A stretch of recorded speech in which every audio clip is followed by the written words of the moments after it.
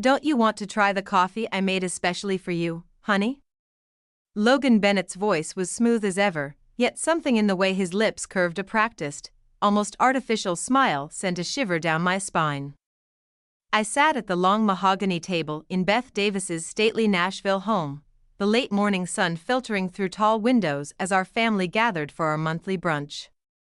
The table was set with vintage china, and a soft hum of conversation blended with the clink of silverware. But today, as I lifted my cup to my lips, a faint metallic aroma hit me, a scent that would soon unravel everything I thought I knew. My name is Christina Bennett, and I never imagined that the seemingly perfect life I'd built with Logan over our 3 years of marriage would come crashing down into a maelstrom of suspicion and betrayal.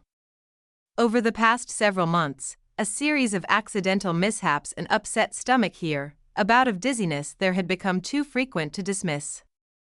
And now, as I sat quietly among family, that nagging feeling that something was terribly off had finally reached a fever pitch. I remembered the first time I had experienced an inexplicable bout of nausea after one of our family dinners. It had been at Beth's home, a warm evening filled with laughter and the clatter of dishes. I had dismissed it as a fleeting inconvenience. But then came the tea incident, where a carefully prepared brew left me doubled over in a hospital waiting room, and the mysterious food poisoning episode that followed our Christmas party. Each time, Logan's assurances that it was nothing only deepened the mystery and my growing anxiety. Today, however, was different. Today, the subtle betrayal that had been simmering beneath the surface threatened to boil over. Logan's latest attempt at charm was laced with something more sinister. As he pushed the freshly poured cup toward me, I noticed his eyes flicker to the side, a fleeting, conspiratorial glance exchanged with someone across the table. It wasn't his sister-in-law Beth, whose gentle smile had always radiated warmth, but rather Chloe Anderson. Chloe was a new face in our family circles, a vivacious, seemingly caring presence who had insinuated herself into our lives with an ease that now struck me as calculated. I had caught whispered conversations in the corridors, furtive glances when I wasn't looking, and text messages that I'd discovered on Logan's phone just a few days ago. They all hinted at a plan, a carefully orchestrated series of events designed to remove me from the picture just when I was poised to achieve the career breakthrough I'd worked so hard for. The target, it seemed, was me, the one person who was consistently outshining the expectations of everyone around, including those who should have been my allies. As I sat there, pretending to sip my coffee, I realized that the metallic tang wasn't a quirk of the roast, it was deliberate, an adulteration that reeked of intent. Logan's smile deepened, and Chloe's eyes shone with an unsettling mixture of amusement and malice. "How thoughtful of you," I managed to say, forcing a smile while my heart pounded like a runaway train. I excused myself with a casual remark about needing to make a quick call for work. As I rose from the table, I deliberately switched my coffee cup with another one in a moment of calculated clumsiness. My mind raced. Was this the moment when the carefully laid plan would reveal itself in full? I could already see the truth emerging like a dark tide behind the bright veneer of our familial brunch. Stepping into the study, a quiet, dim room lined with books and relics of family history, I paused at the doorway. Through a narrow crack, I spied a scene that made my blood run cold. Chloe, who was supposed to be playing the gracious guest, had just lifted a cup to her lips. Her hand trembled ever so slightly as she brought the cup closer to her face, and I could see an expression of dawning horror slowly replace her practiced composure. Meanwhile, Logan was seated nonchalantly at the dining table, absorbed in his phone, oblivious to the rapidly changing atmosphere. My pulse pounded in my ears. I considered intervening, warning Chloe, but my curiosity and need for undeniable evidence overruled my instinct to save her from herself. I silently recorded everything on my phone, the image of Chloe's faltering gesture and the exchange of a furtive glance between her and Logan burning into my memory. A few minutes later, chaos erupted. I heard a sharp exclamation from the dining room as Chloe set down her cup with a stifled gasp. Logan, her voice was shaky, laced with a terror that was entirely uncharacteristic of the composed woman I thought I knew. The table fell silent as every eye turned toward her. Logan's expression shifted from bemusement to abject horror in an instant. "This wasn't supposed to be your cup," he murmured, his voice barely audible over the sudden clamor. The room's atmosphere became charged with a mix of panic and disbelief. Beth's gentle smile was replaced by a look of raw fear as she tried to steady herself, and the subtle hum of conversation died into a trembling silence. Without a second thought, I fumbled for my phone and dialed 911. "Please, someone help," I said, my voice firm despite the inner turmoil. In that moment, I realized the full extent of what was unfolding, a plot so intricate and cruel that it blurred the lines between love and malice. The conspirators had intended to make me the unwitting victim, to sabotage my career and reputation with a single, insidious dose of poison. But fate, or perhaps a twist of poetic justice, had intervened. Emergency services arrived swiftly. Paramedics rushed into the dining room, their presence slicing through the confusion like a beacon of hope. Chloe was now slumped on the floor, her body racked with violent tremors. Logan, meanwhile, hovered near her, his face ashen and eyes wide with regret and terror. I stepped back, still recording, as Beth tried to maintain order despite the overwhelming shock. In the flurry of activity, I could almost hear the echoes of all the previous accidents, the mysterious bouts of illness that had once been dismissed as unfortunate coincidences. Now, the truth was undeniable. My husband and his secret accomplice had been systematically poisoning me, all under the guise of caring concern. Later that day, at Nashville General Hospital, I sat in the sterile waiting area, my phone clutched tightly in my hand as I reviewed the recording. The paramedics had stabilized Chloe, but her condition was grave. The doctor on duty, a tall, no-nonsense woman with sharp eyes named Dr. Peterson, approached me with a grave expression. "Miss Bennett," she said quietly, "we've found concerning levels of toxins in Ms. Anderson's system. We need to run more tests and gather samples from your home." Her words struck me with the force of a sledgehammer. It wasn't just a one-off accident, it was a deliberate, methodical attempt to hurt me. As Dr. Peterson explained the unusual compounds found in Chloe's blood, I couldn't help but recall the times I had been rushed to the emergency room after seemingly random meals and drinks at family gatherings. Each incident, a piece of the puzzle that now formed a damning mosaic of betrayal. Over the next several days, the investigation unfolded like a dark fairy tale. I combed through old text messages and emails, piecing together conversations between Logan and Chloe that hinted at a long-conceived plan to incapacitate me just enough to miss a major board meeting where I was slated to present a groundbreaking proposal. The texts were chilling in their precision, discussing dosages, brewing techniques, and contingencies in a tone that was disturbingly clinical. Every word confirmed what my instincts had long screamed: I was being systematically undermined by the very people who were supposed to love me. I remembered the first time I met Logan at a friend's wedding, a charming, attentive man who had swept me off my feet with promises of endless devotion. And I remembered how Chloe had seamlessly integrated herself into our lives, her laughter and bright smile masking the venom that lurked beneath. She had been the one to help plan our wedding, the one who insisted on joining our monthly brunches, always with a mischievous glint in her eye. Now, that glint had become a dagger aimed right at my heart. In the days that followed, law enforcement gathered evidence from every corner of my life. A team of detectives, led by the seasoned and unflappable Detective Ramirez, began interviewing family members, reviewing security footage, and meticulously cataloging every suspicious text and email. Every detail painted a picture of a premeditated campaign to sabotage not just my health but my very career. Logan had grown increasingly obsessed with outdoing me at work, an ambition that had twisted into something dark and dangerous when he realized I was on the verge of landing a major client account. One afternoon, while I was back at home sorting through the evidence I'd compiled, I received a call from Detective Ramirez. His voice was measured, but there was an urgency in it that set my nerves on edge. "Ms. Bennett, we need to speak with you about some unusual patterns we've discovered in your medical history," he said.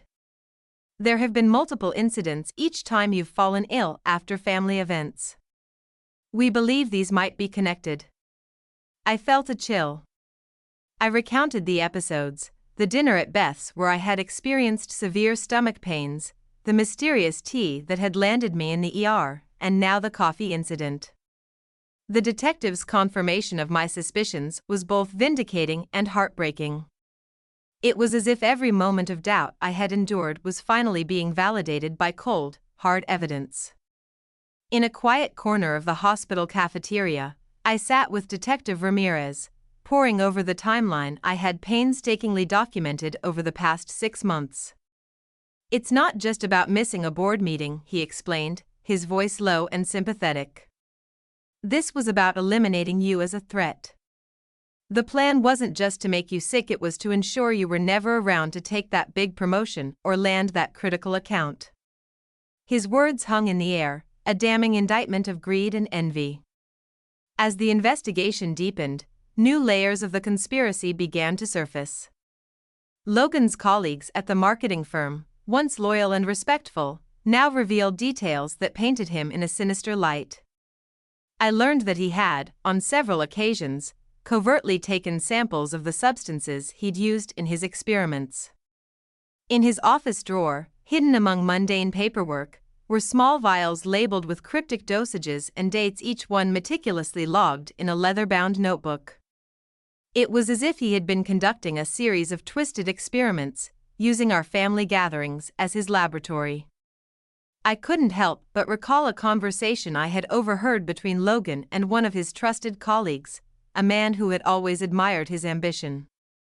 "Logan," the man had said in a hushed tone one evening after a late work meeting, "I think you're pushing too far.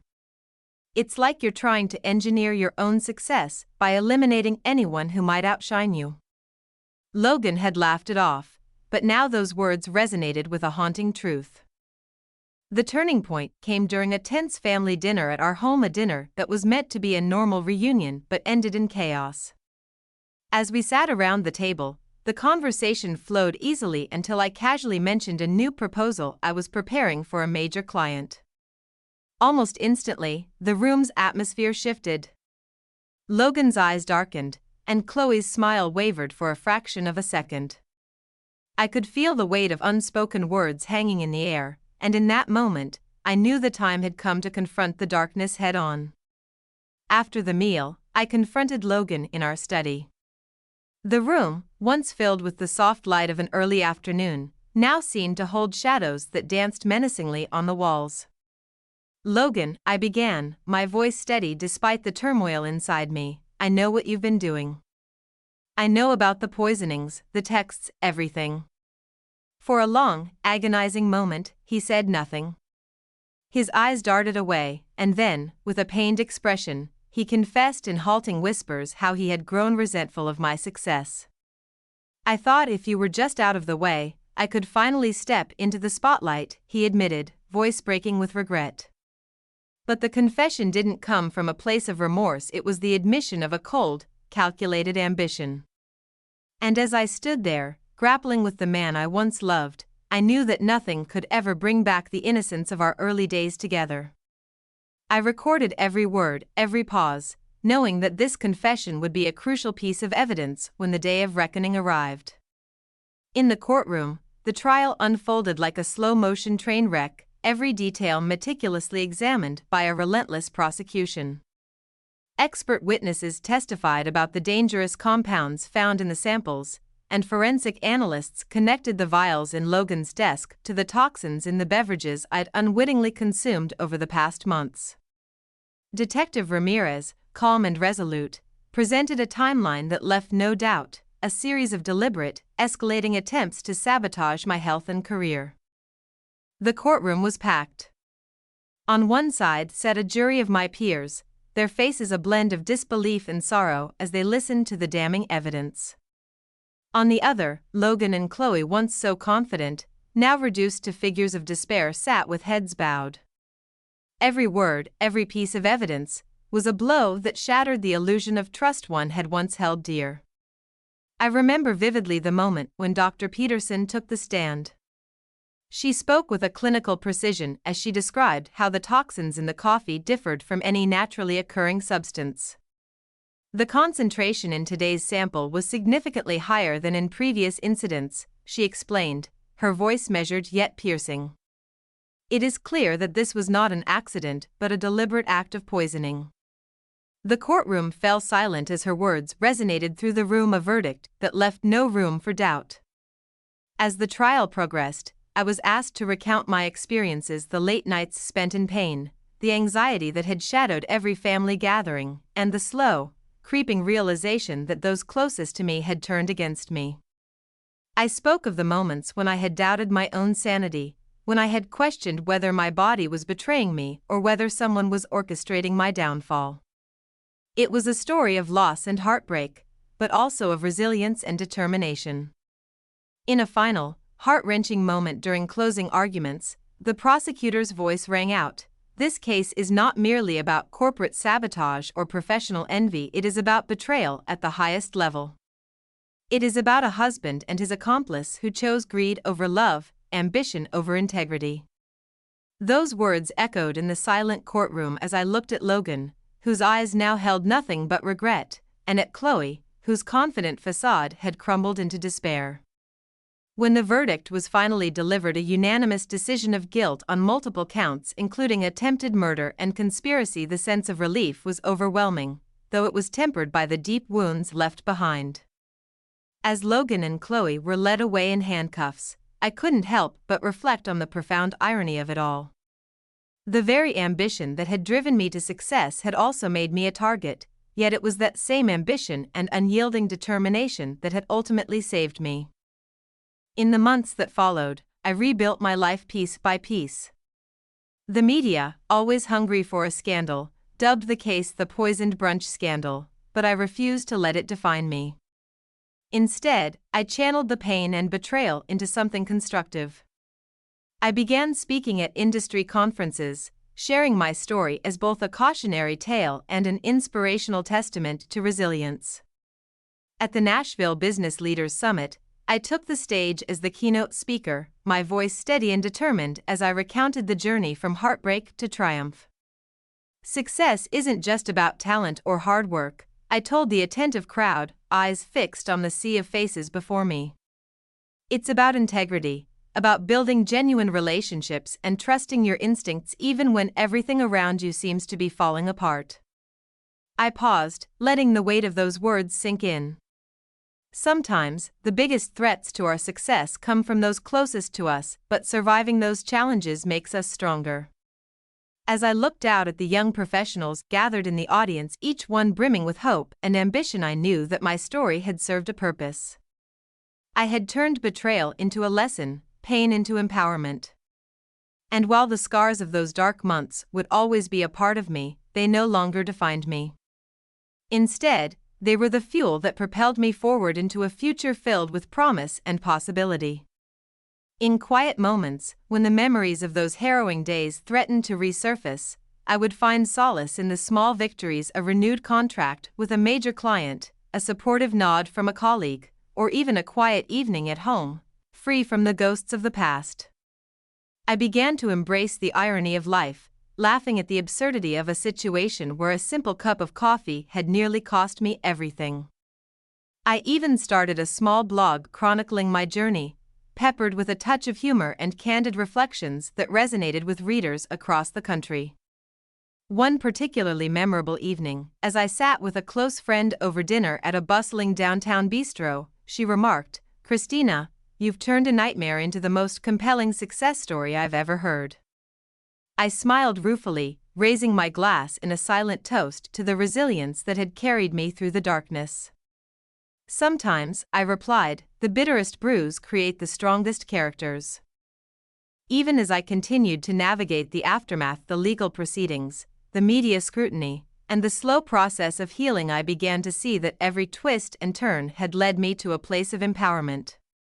The case against Logan and Chloe had become a turning point not only for me but for the entire community. It spurred conversations about corporate ethics, the sanctity of trust, and the dangerous consequences of unchecked ambition. In boardrooms and cafes alike, people spoke with a mix of horror and admiration about the courage it took to stand up against betrayal. Months turned into a year, and slowly, life found a new rhythm. I took on new projects at work, each one a testament to the lessons learned during those turbulent times. I became an advocate for transparency and accountability in the corporate world, organizing seminars and workshops that stressed the importance of ethical behavior and the need to protect one's personal well-being in a cutthroat environment. The final chapter of this saga arrived unexpectedly at a charity gala in downtown Nashville, a glamorous event meant to celebrate community achievements.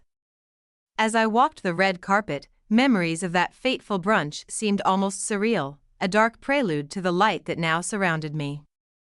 Surrounded by colleagues, friends, and even some former skeptics, I felt an overwhelming sense of gratitude for having survived the ordeal. The weight of betrayal had given way to the exhilaration of renewal. During my brief speech at the gala, I recalled the moment I switched the coffee cups, a small but decisive act that had ultimately exposed a conspiracy. It's funny, I mused, how sometimes the smallest actions can change the course of our lives. I chose not to be a victim. I chose to fight back with every tool at my disposal: my instincts, my evidence, and my voice. The room erupted in applause, not just for the triumph of justice but for the unwavering strength of the human spirit. I continued to work closely with law enforcement and advocacy groups, determined to ensure that no one else would fall prey to such insidious manipulation. Detective Ramirez and I forged an unexpected friendship, a bond born from shared pain and mutual respect for the relentless pursuit of truth. Together, we organized community outreach programs that provided support for victims of domestic and professional betrayal, turning our collective scars into beacons of hope for others. Looking back, the bitter brew of that ill-fated coffee became a symbol, a reminder of the darkness that can lurk behind even the warmest smiles, and of the strength it takes to reclaim one's life when everything seems lost.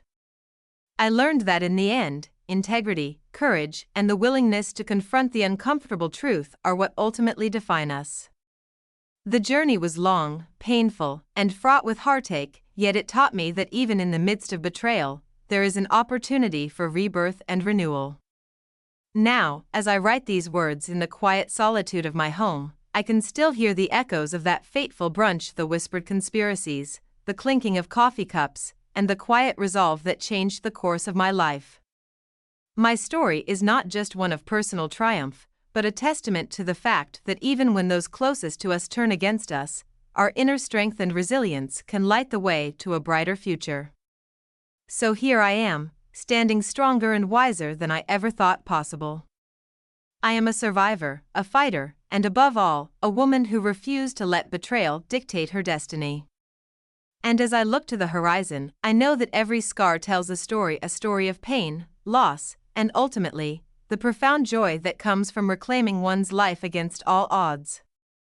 Let this be a reminder to all who have ever doubted themselves, in the darkest moments, when the bitter brew of life seems almost too much to bear, remember that even the smallest act of defiance can spark a revolution within your soul. And sometimes, the very betrayal meant to break you becomes the catalyst for a triumphant new beginning.